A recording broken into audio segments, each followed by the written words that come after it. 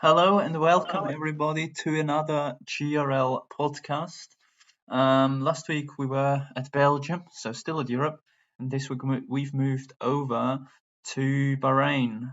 In Sakir, we've completed another round of the GRL Championship, which has already delivered us a couple of great races in previous seasons. Tonight, I'm gonna guide you through all the action with McMassey and Avenicus. So the three of us will show what all happened this week in GRL. And I think before we start awful, I think we head over immediately to Division 1. In Division 1, it was Michael Dale on his return to the league who got his first race win from P5 on the grid. In second, we had P2 in the championship of Aaron Beeford, and Snipes finished third, who still leads the championship. Chissa Delta then in fourth with Louis in P5, Ghosts Jr. in P6, Noka in P7, Ayati Finley in P8, Torpen in P9, and Jesus Sam in P10. Then outside of the points, we still have Bourbon and myself in P12, further drivers than all DNF. In the driver standings, Snipes leads the way still with 232 points, just 13 points ahead of RM Bayford. Blade then on third on 174 points, and Asala Ham on 164, dropping down a position. Welsh Jack then on 160 points in P5, Radius on 97, Maxus on 84, tied with Ghosts, and myself Atom on 66, and Torpen jumping up into the top 10 of the championship with 59 points. In the Constructors' Championship, Alpine lead with 392 points, Mercedes on 296, just under 100 points behind.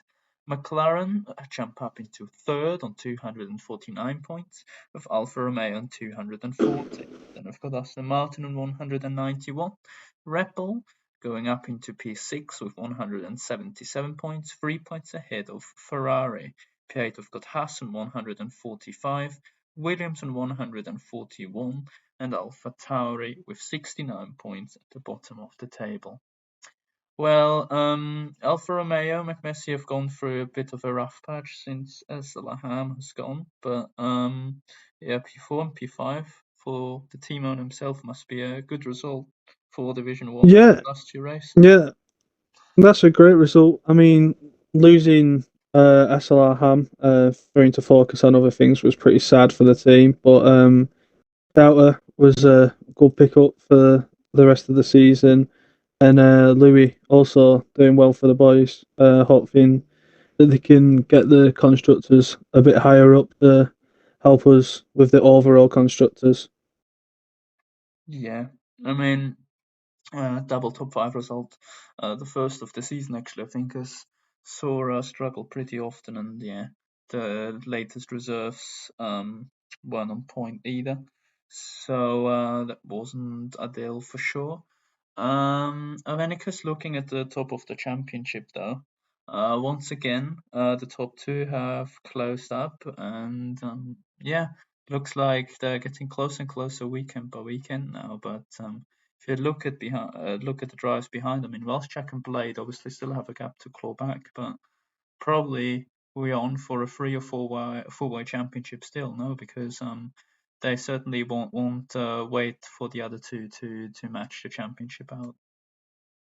Yeah, I think with Blade closing in, they definitely need to be a bit wary, but at the same time, if you look over the past couple of weeks, the gap's sort of stabilized, actually. The gap was, from Snipes to Ham, was 25. Beeford moved up to P2, and then the gap was 14.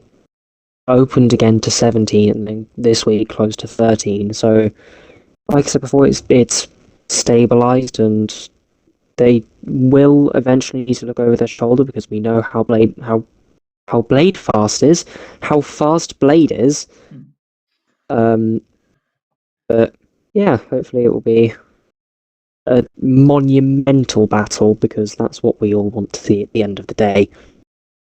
Yeah, I mean, Snipes obviously a new challenger this season, and Beeford the defending champion with Blade also the winner of season 3.5. So probably three of the best, if not the best drivers of the league. I mean, looking at those top five drivers in the championship, Hammer's got 2 wins, Blade has got 2 race wins as well, whilst Jack has also got 2.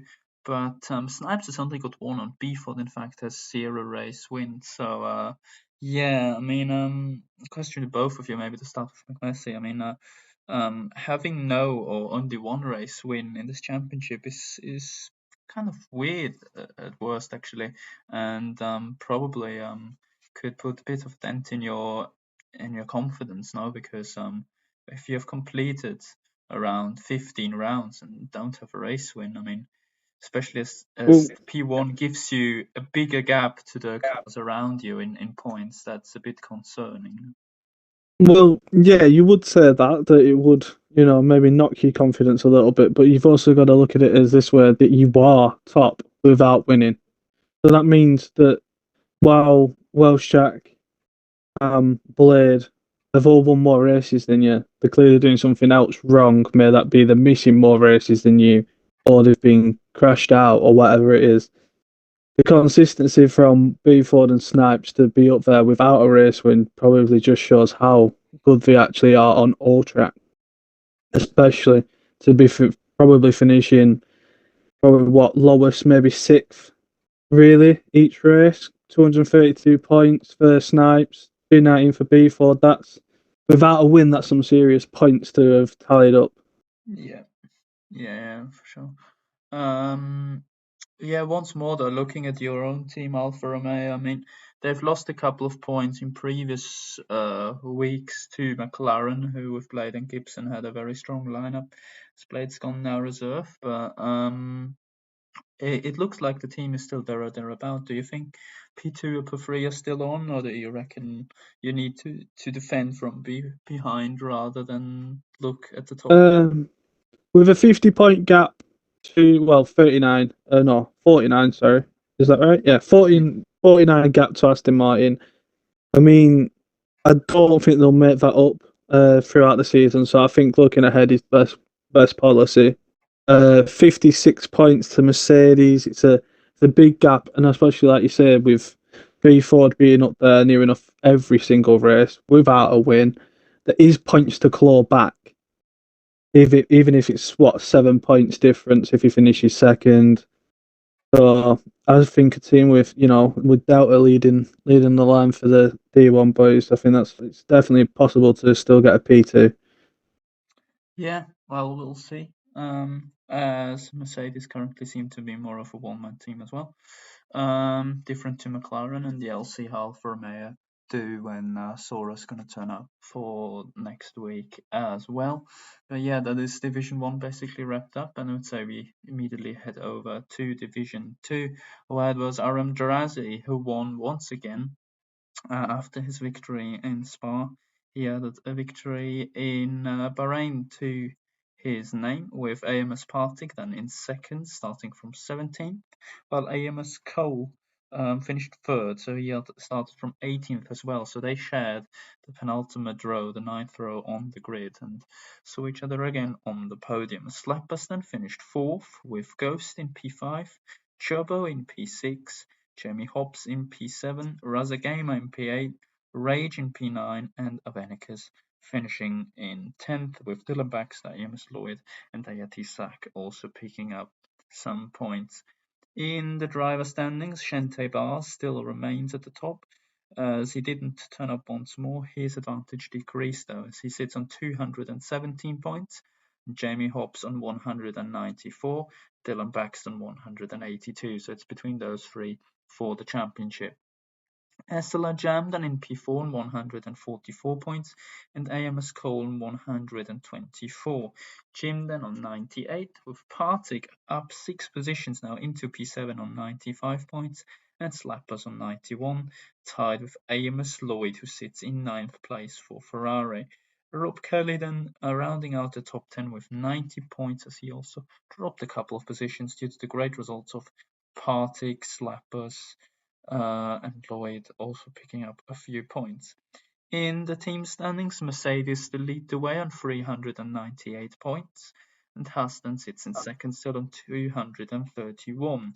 Red Bull on 228, up into P3, and Alfa Romeo on 225, losing a position. AlphaTauri then tied with Alfa Romeo, and Ferrari on 216, and McLaren 210 in seventh. And we've got Aston Martin in P8 on 155 and Alpine 152, and Williams round off the table on 119 points. I mean, at the top of the table in the Constructors' Championship, it looks quite clear on who is about to pick that trophy up this season. But yeah, Venucus, I mean, you're now fifth, tied with McMessy's Alfa Romeo in Division 2, and you're driving yourself, obviously, and it looks like P2 is up for grabs. So basically, Haas, Red Bull, Alfa Romeo, AlphaTauri, Ferrari, but also McLaren. So I'm sure that's probably what your focus is going to be on for the last two races now to get this second place, right? I think there's too many rivals right now to look at, so we can focus on one at any point in time. At this stage, McLaren, as we know, have a very strong driver lineup. They were 2 and 3 on the grid for Portugal, and unfortunately they couldn't capitalise on that. Red Bull, obviously, with Rob Kelly and Levi, I think, is their full-time lineup. Mm-hmm. Myself and Partik on AlphaTauri, Alfa Romeo with Jamie Hops, who's a title contender, and both Mercedes at the front. So, despite it being the gap from second to seventh, all within a race win, I think that this is you can't call this. There's no one way that it could go. It could go to literally anyone. Yeah, I mean, Messi, you've got obviously Hobbs fighting for the championship, but not really anyone to back him up with, as Thomas has been away for the last two races, and apparently the reserves haven't delivered to No. great as well. You reckon not only in the drivers but also the constructors, you now need someone who can back Jamie up to fight for at least the second place in the constructors championship alongside the drivers? We definitely need someone alongside him from the constructors. Jamie's one man team though, and that drivers. I think he will get there himself. I believe in him. It's fast enough. He's done unbelievably since the start of the season, and he's consistent with showing up. I think that's probably one of the best things for him. I think what Genta's missed the last two races. Two, yeah. Sadly, he's not capitalised as much as you would want. You know, you put them 2 wins. If he could have got them back to back, then you know he's in a total different ball game, isn't he? He's leading the championship and flying away with it. But just his pure consistency of showing up and still getting in the points, maybe not as high as he wants to get. I still think at the end of the season it'll be him leading the championship and winning it for the Alfa Romeo team. Yeah. Just back to Venicus. I mean, looking at the combination of driver and constructor standings, obviously Mercedes have got both drivers in the top 10, so that's good for them. And the Slappers dropped to reserve. Red Bull theoretically have only one. So the only other team that have got both the drivers in the top 10 of the standings is Ferrari with Cole and Lloyd. Yet again, they're only in P6 of the constructors. You reckon Ferrari, just due to the sheer consistency of turning up and picking up a couple points and podiums, they could probably be a very strong rival for that second place? I think absolutely, yeah. Their lineup is very strong when they can keep it clean. One person I'm leaning to more than the other, but not things I can say here. But no, we all know it's fun and games. At the end of the day, this is what we do and what we enjoy. At the end of the day, we all just want to race. I'm glad they're here because they definitely add something unpredictable into the mix, even if it doesn't always benefit myself. But yeah, I could, with some consistent higher results, I think, they could absolutely be a threat for P2. Yeah. Yeah, well, that sums division up nicely, while the drivers is just brewing right now. The constructors is ready all for it between a couple of teams, while Aston Martin and Alpine and maybe even Williams obviously try to force themselves into this battle. But yeah, next up we have got Division 3, where it was Corey who won at Bahrain. He got pole, he got fastest lap, and he won the race. So inch perfect race weekend for the Haas driver. And we've got Ashim Basha in second, and Tia Hayes in third, with Kiksor in fourth, Boosted in fifth, Marcelo in sixth, Mack in seventh, Luca Bean eighth, and Bright in ninth, with DNFs for Esatioli, AJ Nolan, and E.T. Bulgsu. While in the driver standings, Marcelo now officially leads the way with 206 points. They've boosted on 194, Mack on 152, just 1 point ahead of Hashim Basha. Some Pikachu and Lawn on 115, Hayes on 85, Yassin on 77, and Apex also remaining on 74 points in a net P9 of the championship. So Vanicus has obviously been promoted. With the team standings, AlphaTauri still leading on 383 points and Red Bull on 350, with Mercedes on 286, having a huge gap to fourth place Ferrari on 188 points. Alpine then on 174, just ahead of Alfa Romeo on 141. For promotion of 2 positions, as McLaren and Aston Martin sit on 138 points and Williams on 131, while Haas is last on 112. I mean, as we got the Alfa Romeo team owner with us here, I mean, it hasn't been the greatest of seasons in Division 3, only P6 in the championship, but you got one of your favourite drivers back, your former teammate, which is Bright in Alfa Romeo.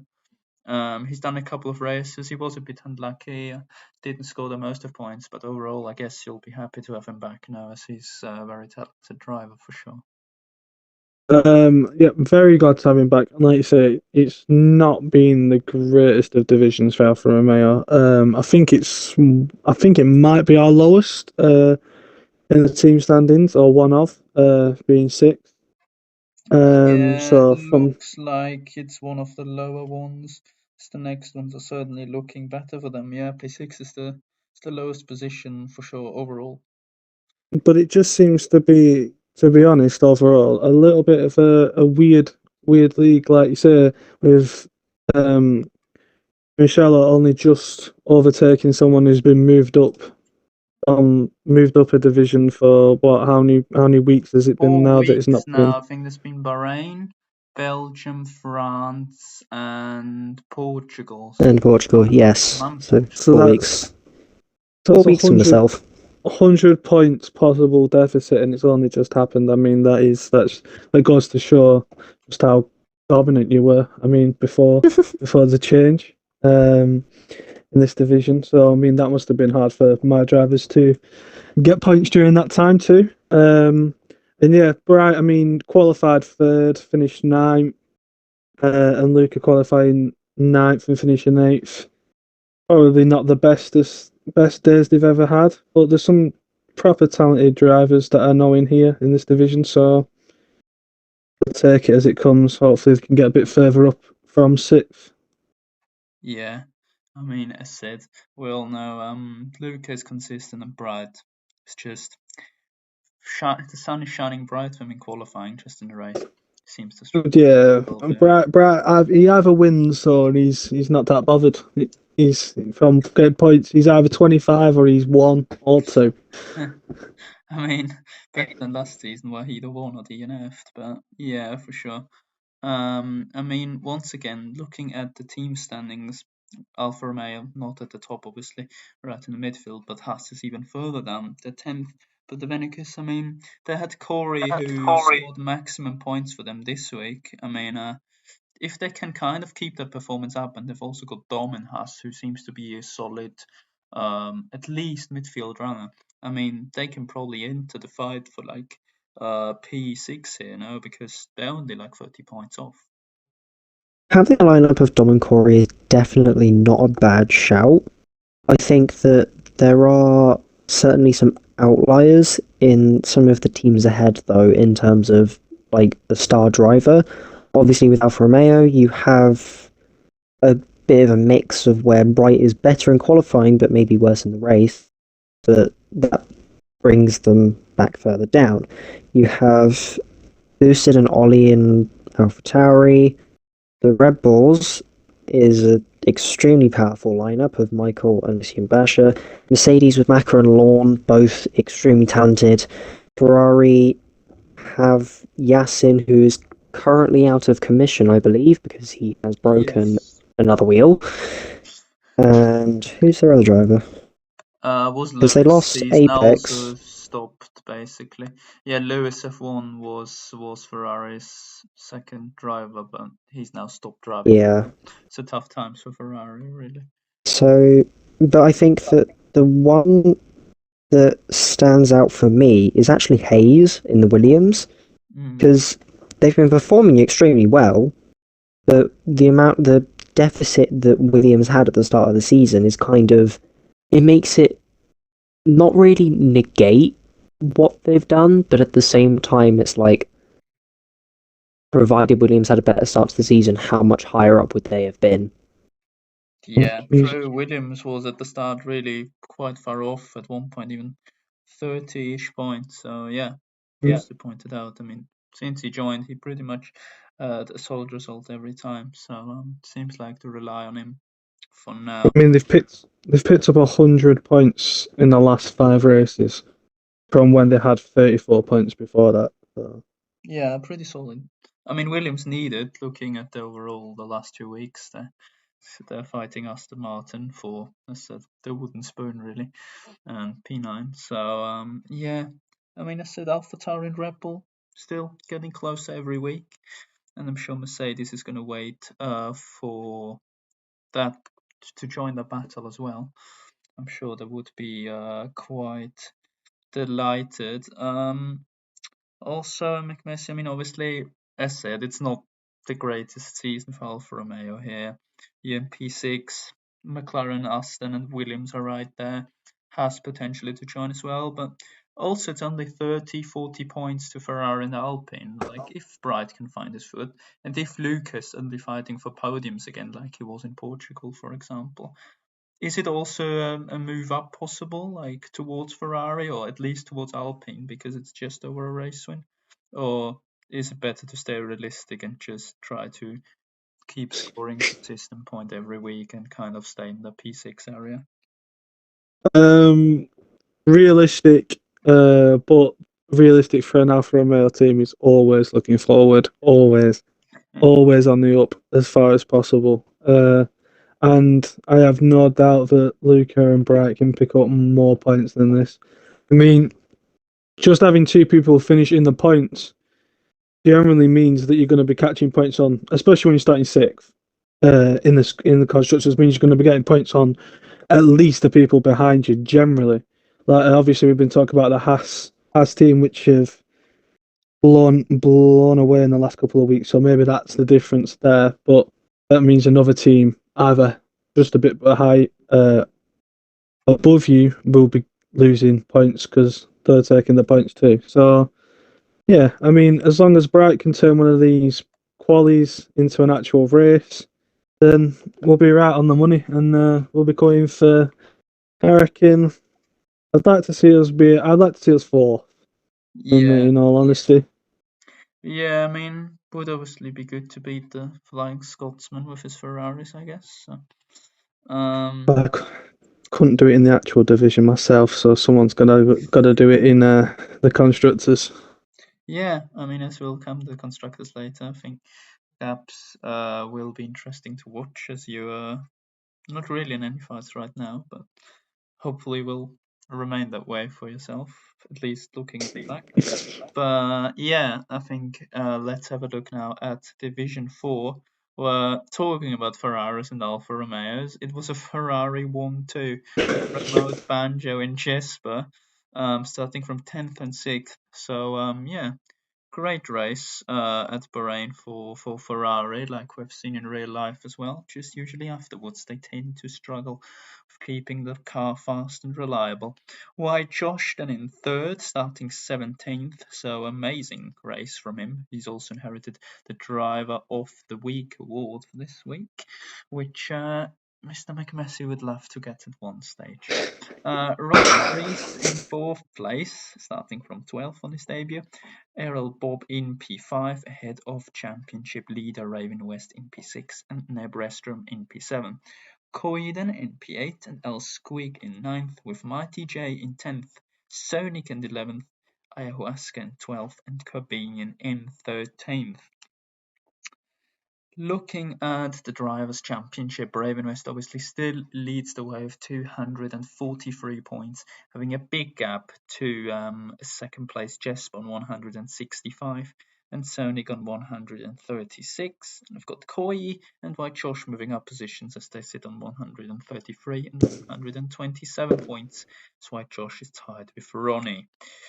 Quell then on 122 points and Nebrestrom on 119, while Remote Banjo with his race win jumps up to 114 points.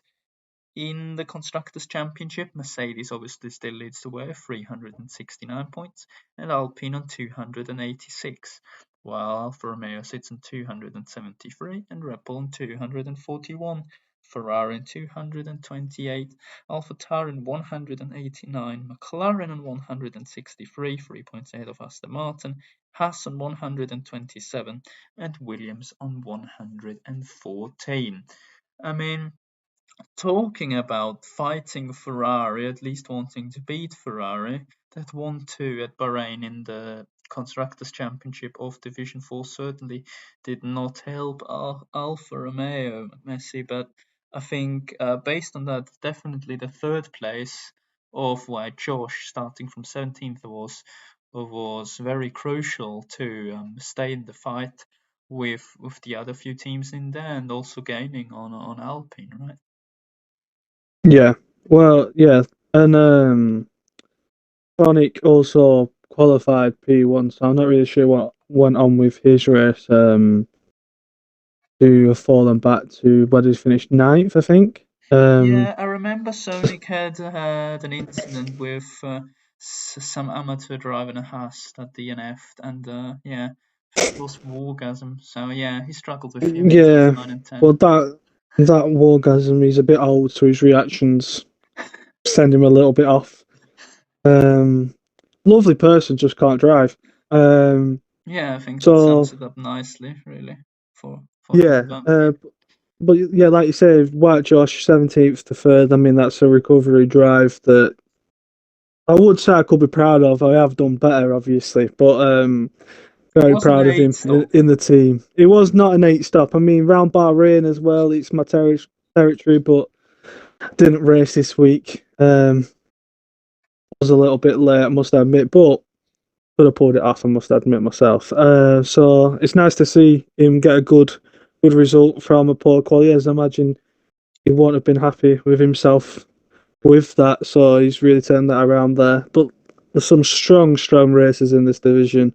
And Raven West again didn't pick up a win, but he's leading that championship miles and miles ahead. But when was the last time he got a win? I think they were all quite at the start of the season. If we look at China, I think. results.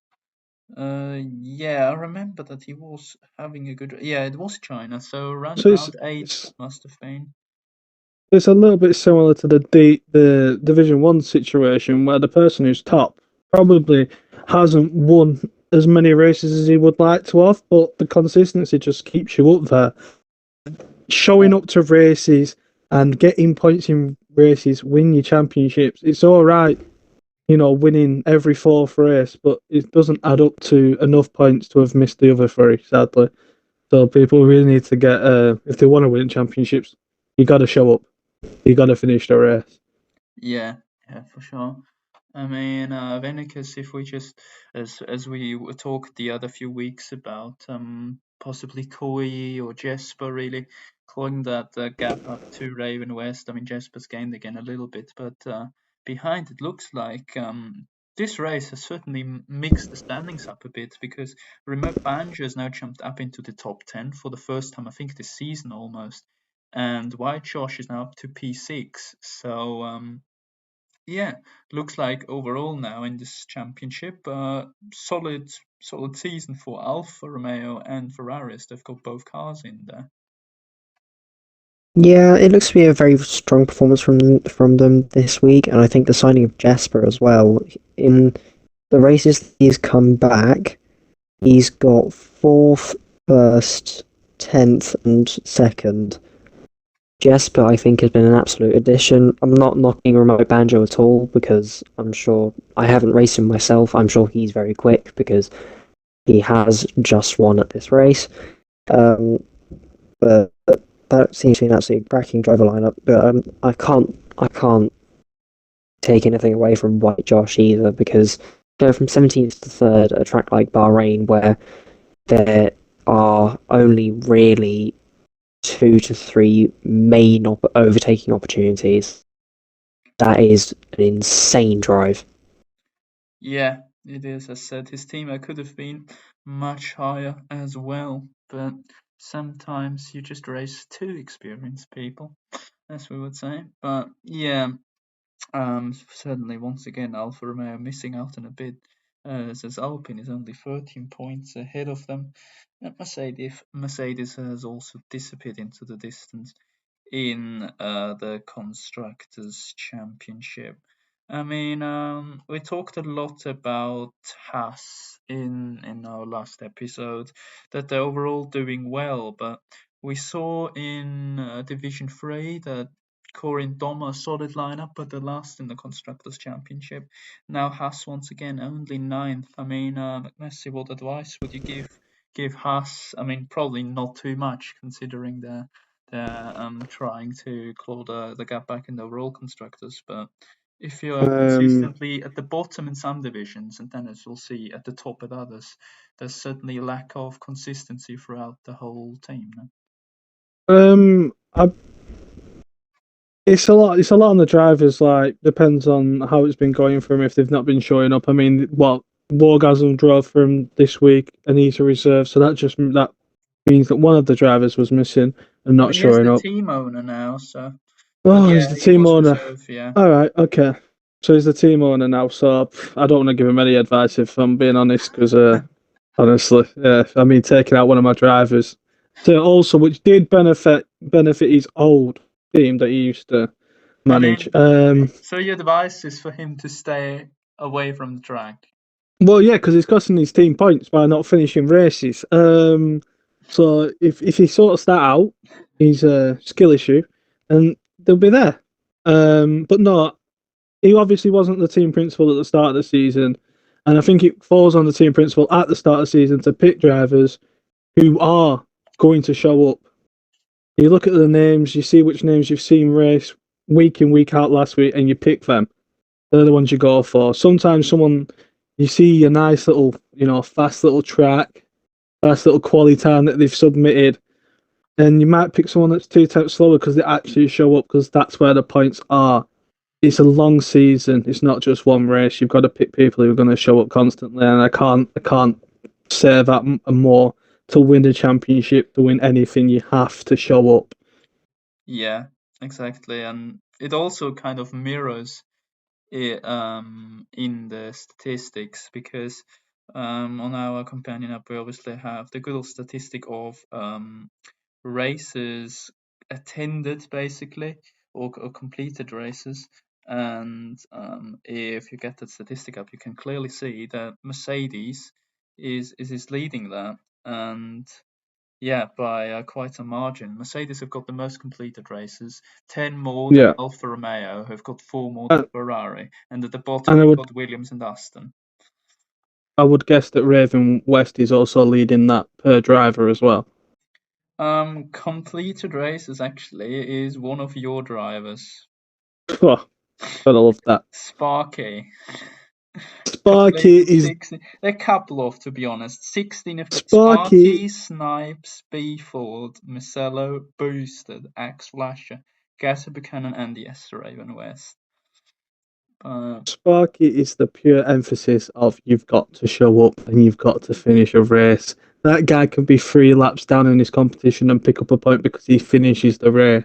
I mean, he always mentions his Monaco race where he's lapped like 7 times but still got a podium. I've never done that and I can't pull that off, so I'm not even going to act like I can. So that is goated. Yeah, I mean, you would probably do an 8 stop, but not for tyres.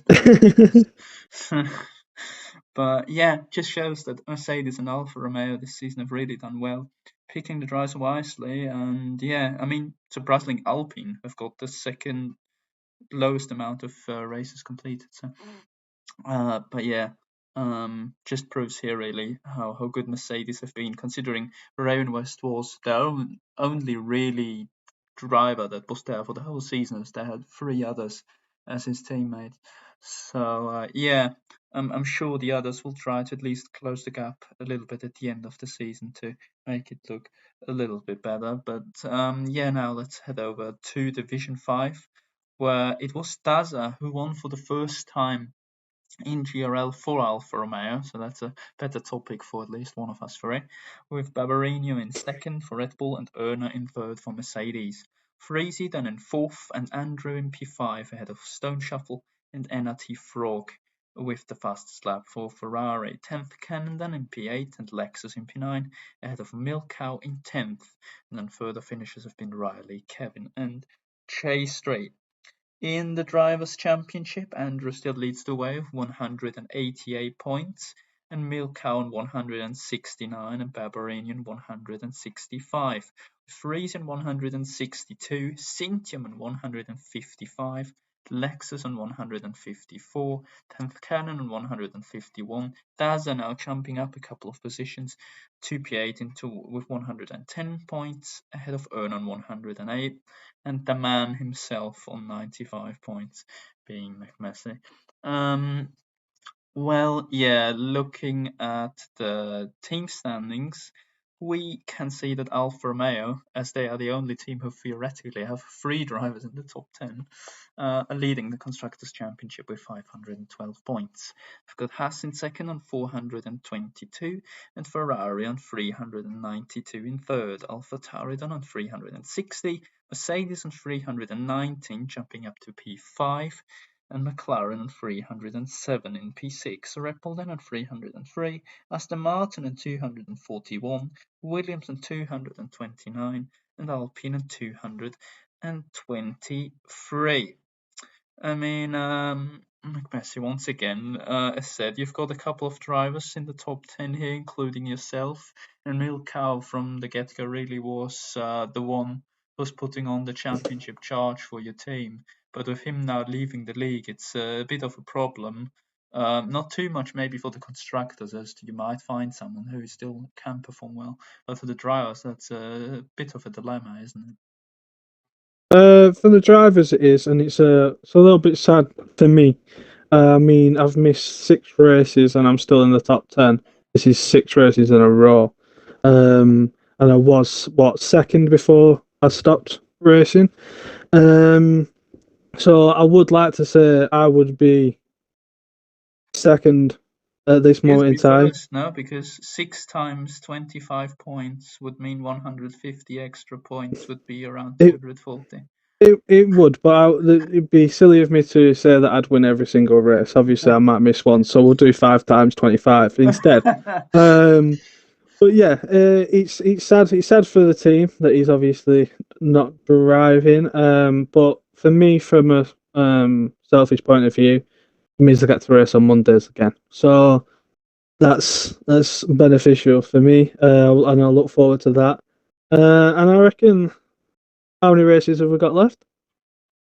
That was now round 15, so 7 rounds left. Yeah, 7 rounds left.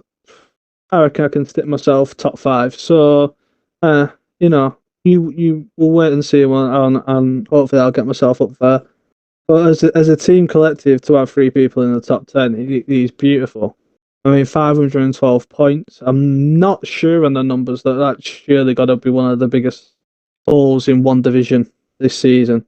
Yeah, we've said it previous times. It's probably the best championship fight we have, especially as Andrew maybe isn't the quickest driver in this division. So But he's consistent. He's he like I doesn't said, drop he it at keep the last pushing lap. that. He doesn't drop it in the last lap at Zandvoort. No, he doesn't do that. And again, that earlier on in the season when I was first, he was second, or the other way around at different stages. He might say this, or I might be wrong, but I was faster in each of the races. But he was just didn't have penalties. There was a Silverstone race, for example, on the last lap. I had a 3 second penalty. He gets into my 3 second. He inherits the win. That's 7 points lost there. Zandvoort, I am P2. Crash on the last lap. He then inherits the podium place that I would have then obviously received. Just stuff like that, mini mistakes. But like I say, that's the consistency that we've been talking about. I've felt it firsthand this season, from flipping from first, from what I could have had quite a strong hold on, I feel, if I'd have kept on racing. But beautiful to see Dazza winning a race Yeah, from all of that. I mean, we haven't talked about it. I mean, he was basically second fiddle all season to Milkow. You reckon it's maybe his And time to shine? it definitely is time to shine, and he's got more points than me, so as long as I can help him out, get him as high as possible, then I will be. We'll happily do that for him. But again, I'd like to see him finish around top 5 as well. So if we can both push for that top 5 position for the Alfa Romeo team, that's perfect. And another Division 7 driver from my first season in GRL that I can see doing quite well there is 10th Cannon. Oh yeah, true. Yeah. So it's nice to see the Division 7 people standing strong. I know Radek Saint, who DNF'd, got some serious pace for this division. It's quite a tight one. All these drivers I look at and can't pick out one that I think's massively faster than the others. Like you say, Andrew, maybe his quali pace isn't on par with everyone else's, but his race pace, as you can see, from going from 14th to finish 5th, is really strong. You can see a bit of a mix from that as you see Erna as well, from 8th to 3rd, Beberino from 7th to 2nd, and then Freezy falling back from 2nd to finish 4th. Maybe that's something he needs to work on a bit more. Practice on the races rather than TT, which some people seem to prefer to train on. I don't see that myself. But yeah. Yeah, what would strong.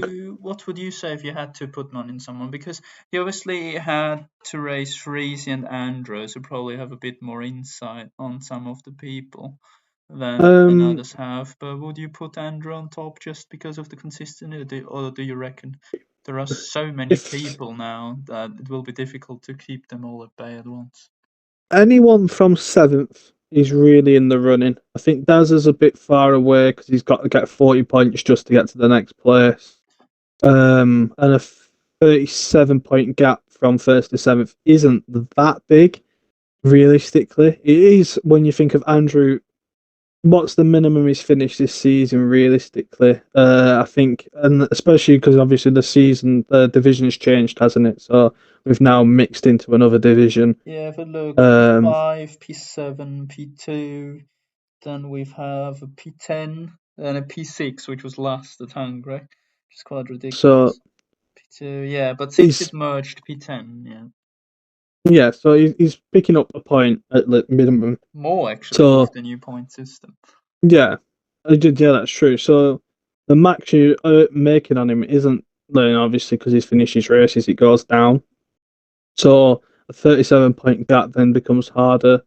But Freezy is probably the fastest on paper or Cintium, I would say. I've raced against Freezy, and I would say Freezy's faster than me on overall pace. So I would probably give him the edge, but I don't know. I don't want to count Andrew out, and he is in a Ferrari, which gives him an extra few extra seconds because he loves them. And possibly an engine failure. And possibly an engine failure. Sadly, he's not And possibly a bottled strategy. Yes, he's not had that yet, so he must not be talking to his engineers. Hmm. He must not be checking much.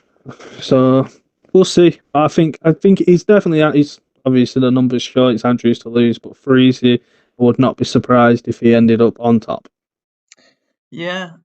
Before we top Division 5 off, I think I want to come on to the constructors once more with Venicus. I mean, AlphaTauri, your team. Obviously, the top two positions seem kind of be matched up between them two, but looks like Ferrari is still on catch with Lexus being a top driver. Really, you reckon AlphaTauri can get that third place? So, and would that be a good ending to that season, in your opinion, for that division? Or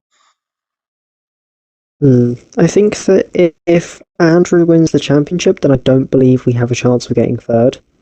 Purely because I know that it is rather tight, but with Lexus within about 30 to 35 points, and then who's actually our second driver here?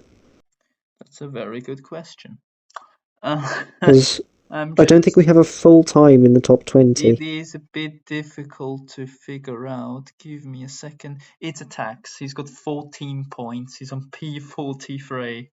So Right. But I'm assuming that we've only recently signed him. it's always been there.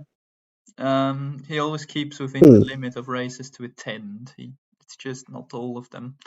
He usually misses the odd one. Yeah. So We can I look at his think statistics actually.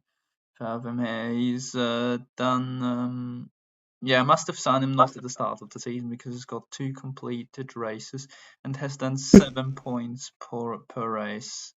So yeah, not the most points, obviously, considering it's 14. I do back Lexus to do well in this division, but I think that if we want to overhaul Ferrari, we need a good second driver. So if Attacks can join some races and instead of the last result, which was a DNF in Bahrain, then hopefully we can move up the order a little bit.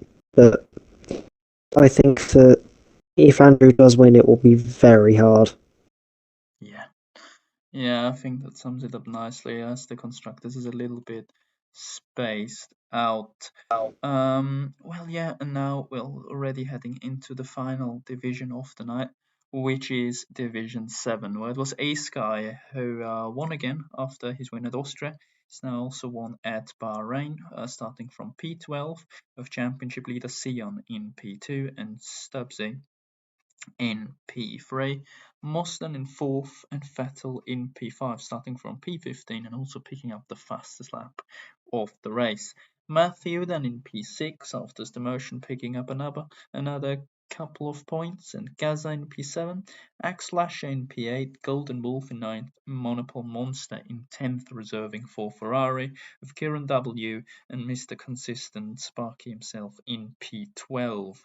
In the driver standings, Sion extends his championship lead to the drivers behind, as he now sits on 188 points, and Stubbsy in P2 on 163.5, overtaking X Flasher on 160.5. Gaza Buchanan on 152.5, with Moss jumping up a couple of positions to 129, Mike Reed on 128, and Leo Hamilton on 124. Browns to bounce on 117, dropping down a bit after his second place in Spa. Logan Jaden on 93 points, and Ace Guy jumping up into the top 10 on 90 points, while Sparky drops out of the top 10 once again as he sits on 69.5 points.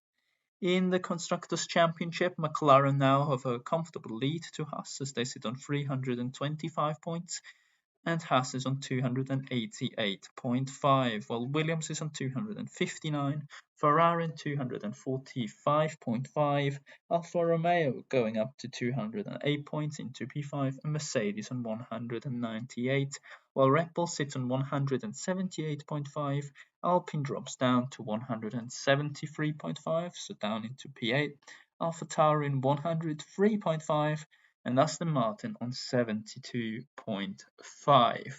in P10. Yeah, we talked about it earlier. Williams seemed to struggle. Now they've done here well, same as Aston Martin also did well here. But one thing that stands out here really, looking at not only constructors but also driver standings, Avenicus, is McLaren. Another top five for them. They're like top five in the driver standings, and they're looking really strong overall. I think they seem to be the ones to beat here, don't they? Yeah, they do, but they've also got to go up against a horde, pretty much, of everyone behind them. Scion is extremely consistent, though, as is Moss. So I think that, like you say, they are the ones to beat in this division here. Yeah, sure. Messi, the leading Alfa Romeo driver, I think from GRL as well. Yeah. You reckon he can do something about Sion, because Sion is obviously Well, known from BBC. So yeah, what's your insight on your driver there? well, Skion also CRL as well. So I know both of them quite well. I think Stu's a weird one. He's got the ability to win a race. Doesn't seem to have the consistency of Skion, which obviously is shown in the points and stuff like that. So I think he can, but I do think Skion is a very good driver, especially at this level.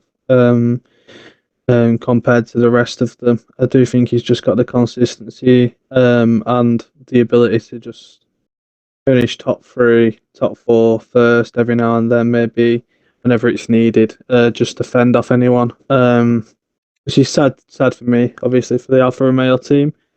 And it's like you say, when you're looking at the constructors, they've got two people in the top five, whereas Stu, he's by himself, but with Sparky sadly in 11th. Sparky, as I say, is like you say, is Mr. Consistent.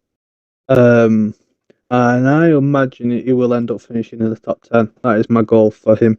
And I believe he can get there with the remaining races. So hopefully we can make a comeback, but I just don't think that single Drivers' Championship is really possible. I think Skion will probably end up winning it all, sadly.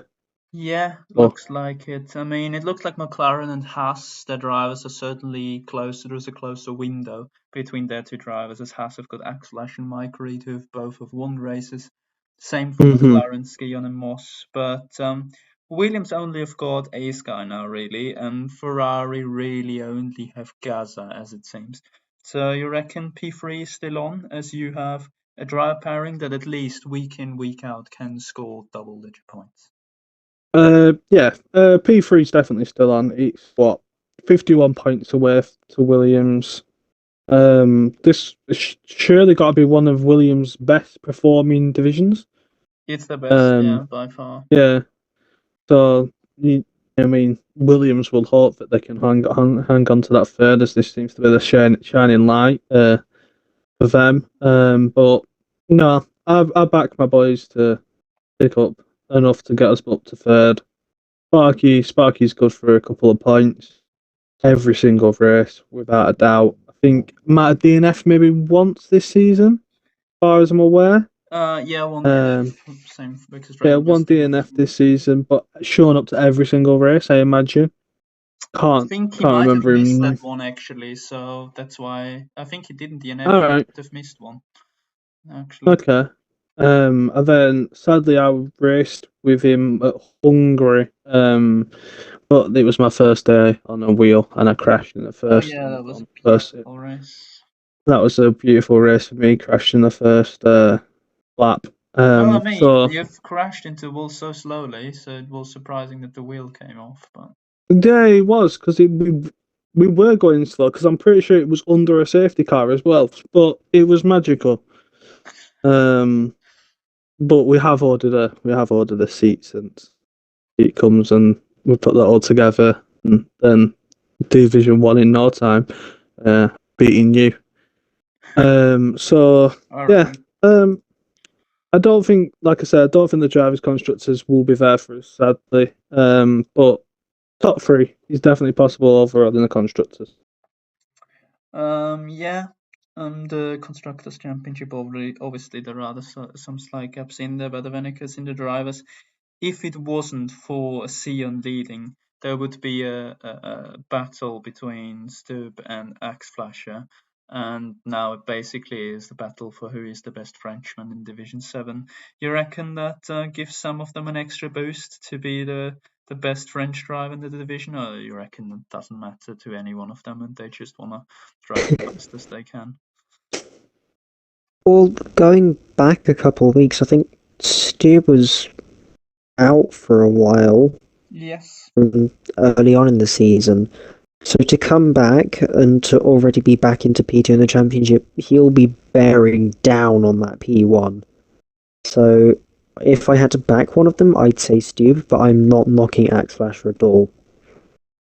Yeah, no, for sure. I mean, they're both the main reasons, obviously, that this championship isn't kind of dead already, because it was pretty close, but Sion recently had some great performances. So, yeah, let's hope they keep him honest, which would be great for the championship. And yeah, before we wrap this up, I would say we have another look at the overall Constructors' Championship. As Mercedes leads the way still on 1,944 points, while Alfa Romeo sits still in second on 1,705. This time, Red Bull have found their way up into third once more, so they've kept their position. They are on 1,509.5 points, with Ferrari on 1,456.5. McLaren then on 1,417 in P5, and Alpine on 1,395.5, 7 points ahead of AlphaTauri. Haas stayed in P8, so they couldn't recover from their bad week last time out, as they sit on 1,368.5 points. And for the first time in over a year's time, Williams find themselves ahead of Aston Martin. So since the start of season 3, they've always been behind Aston Martin. Now they're 20 points ahead, as Williams sit on 1,072 points and Aston Martin 1,052.5.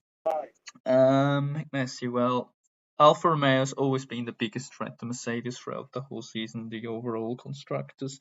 And yeah, everyone's basically waiting for the gap to get closer, as it is one of the 3 biggest championships out there in GRL. You reckon there's something your team still can do to put Mercedes under pressure? Or does it at this point just look like they have got it under control? There's obviously something we can do. We can finish above them every single race. But that was obviously hard to do, as proven. I mean, every single time there's been a little bit of a gap crawled back.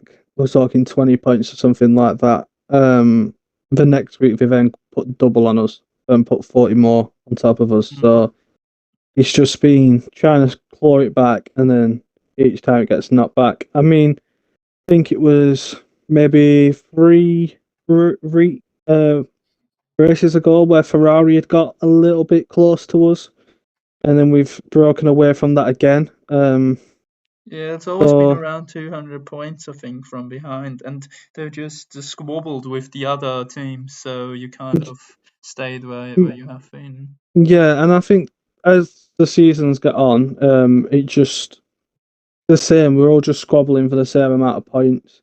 Mercedes just seem to be getting more of them. In each division, they just seem to be at the top of the team standings.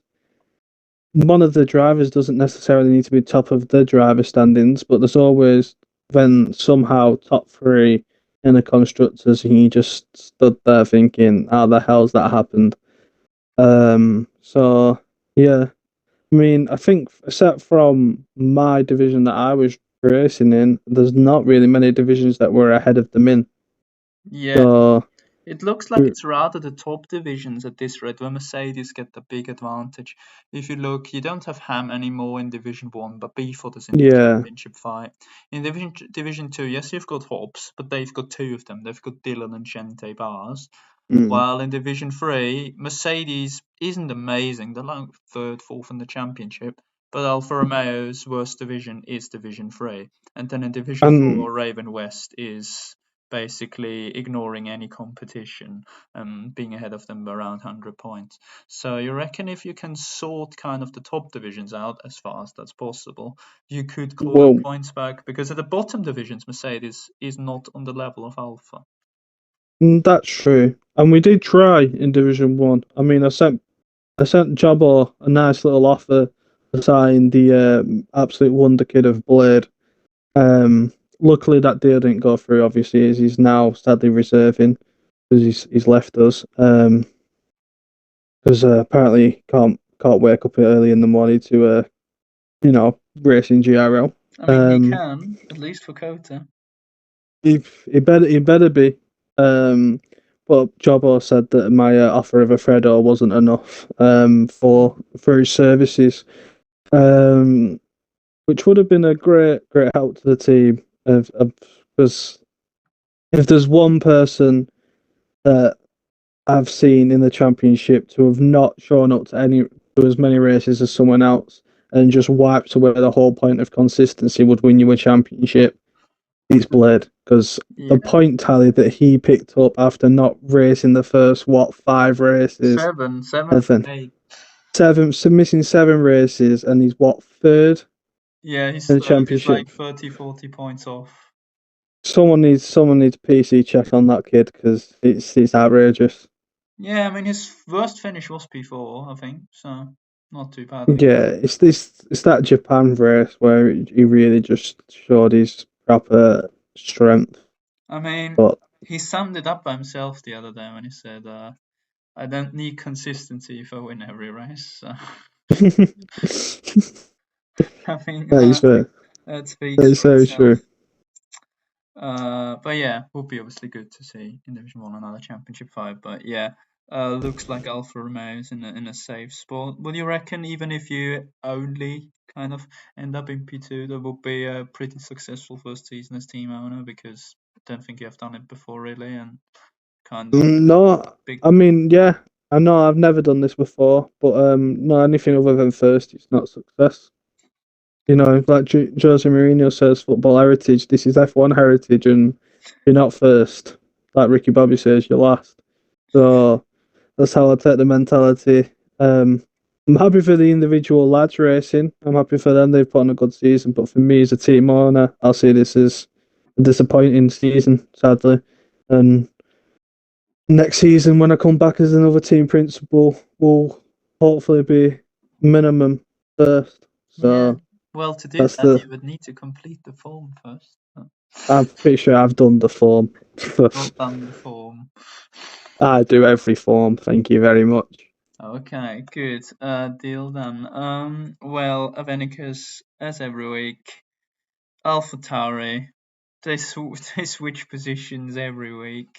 Now they are in 7th. You reckon there is any chance to basically get out of that kerfuffle of those 6 teams, or are they just going to stick to each other for the rest of the season unless someone just finds bags of pace with multiple of their drivers?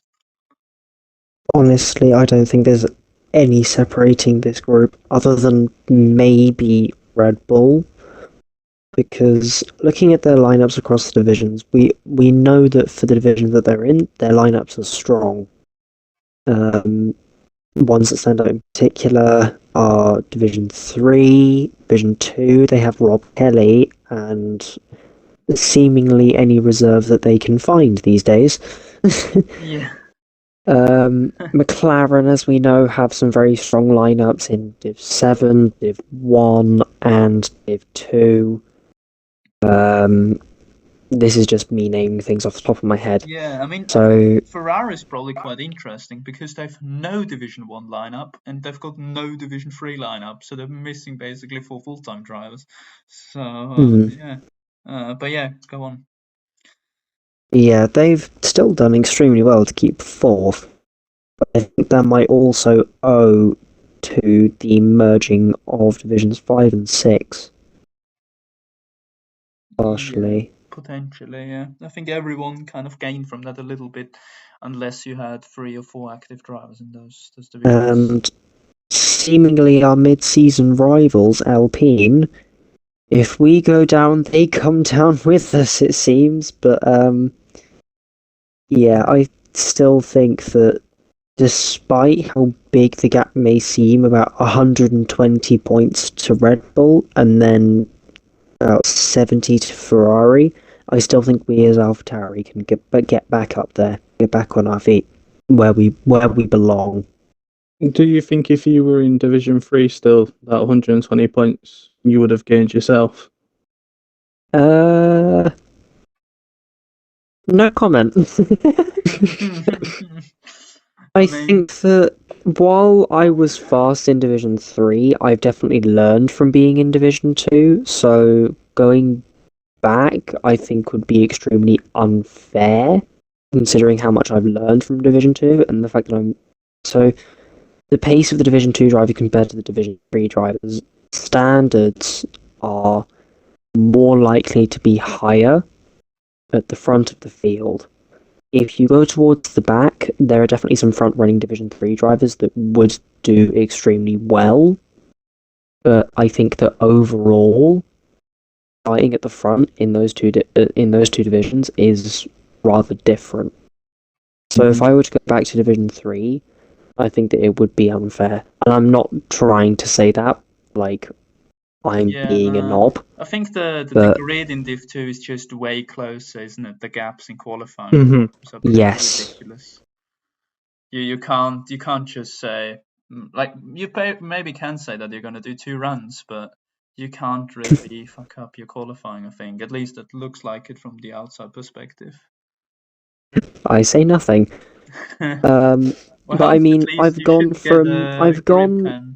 in France.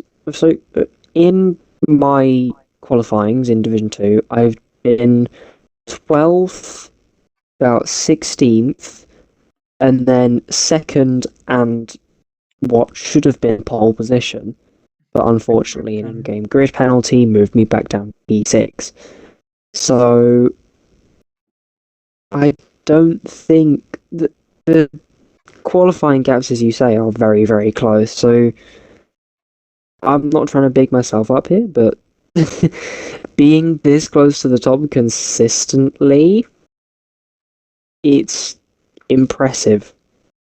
Yeah, I mean, Very. GRL Division 2 usually has always been pretty competitive if you compare it, I think, to other leagues. Division 2s, as Division 2 usually is more of an arcade division, as it's not a given usually to have like 6 to 7 divisions, so there is not too much of a spread in pace, and it's the drivers pushing forward. But yeah, I mean, certainly AlphaTauri need to get those 120 points from somewhere, I think. I think we all think that. Alfa Romeo maybe be happy if one of the team doesn't pick up 120 points out of nowhere. But yeah, and obviously Williams finally have passed Aston Martin. It's a good thing for them, but I think they should just realize that they're still 900 points off where they want to be. So yeah, that's basically what this week of racing around Sakhir at Bahrain has given us. And I think that sums this podcast nicely up. I mean, we've been here for over an hour, going through all the action really. And next week we are going to visit another continent, which is North America. And we're going to be racing at the Circuit of the Americas, which held the first ever GRL race in itself. So yeah, it will be interesting to see which drivers and teams switch positions there, what goes on there, if suddenly someone can make a step up or will lose ground to his rivals. So yeah, it was great to be here tonight with Avenicus and McMessy, and as said, we're switching members and guests left, right, and centre these days. So could not tell you who is here for next week's podcast. So yeah, let's say just tune in for the podcast of the Circuit of the Americas when GRL returns.